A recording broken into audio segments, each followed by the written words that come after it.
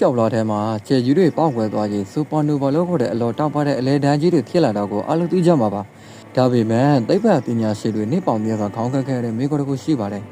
အဲ့ဒါကတော့ဒီလောက်တောက်ပတဲ့ပေါက်ကွယ်မှုကြီးမဖြစ်ခင်မှာဒီကျေကြီးကဘယ်လိုပုံစံရှိနေခက်တာလဲဆိုတာပါပဲအခု2026ခုနှစ်ရဲ့နောက်ဆိုရတဲ့တွေရဂျေဝတ်တယ်လီစကုတ်ကြီးကဒီပဟေနေကြီးကိုဖြေလျှောက်ပေးလိုက်နိုင်ပါပြီပြီးခဲ့တဲ့2025ခုနှစ်ဇွန်လတုန်းက NGC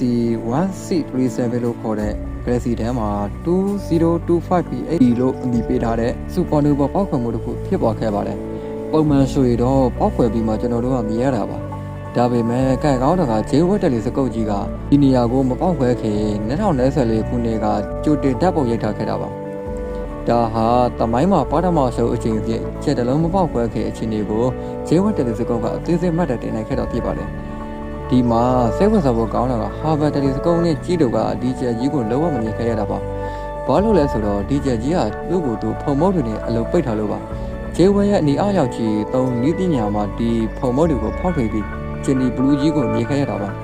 ဒါကြောင့်လည်းသိပ္ပံပညာရှင်တွေရှာမတွေ့ခဲ့တဲ့ပျောက်ဆုံးနေခဲ့တဲ့ဂျေကြီးမြတ်ပဟိနီဟာအခုတော့အဖြစ်ပေါ်သွားပါပြီနောက်ထပ်ထူးခြားတာကဒီဂျေကြီးကမသိခင်မှာကောင်းဘော်လေးကိုအပြေကိုမုတ်ထုတ်နေခဲ့တာပါသိပ္ပံပညာရှင်တွေကတော့ဒါကိုဂျေကြီးရဲ့ဘိုက်ခတဲ့ချေလို့တင်စားခဲ့ကြတာပါဒီလိုမုတ်ထုတ်လိုက်တဲ့ဖုံမုတ်တွေကဂျေရဲ့အလင်းကိုကွယ်ထားခဲ့တာပါ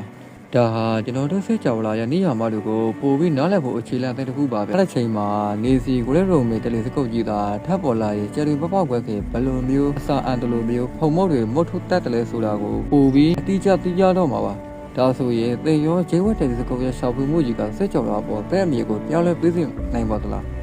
ကွန်မင်းမှာရှင်းနေသွားကြပါဦးဒီလိုစိတ်ဝင်စားစရာသိပ္ပံပူတတ်တွေကျွန်တော်ကို like နဲ့ subscribe လေးလုပ်ပြီးဖို့မမေ့ပါနဲ့အောင်အားလုံးဆောင်းဝကြည့်ပြီးလို့ချစ်စွတ်တဲ့ပါတယ်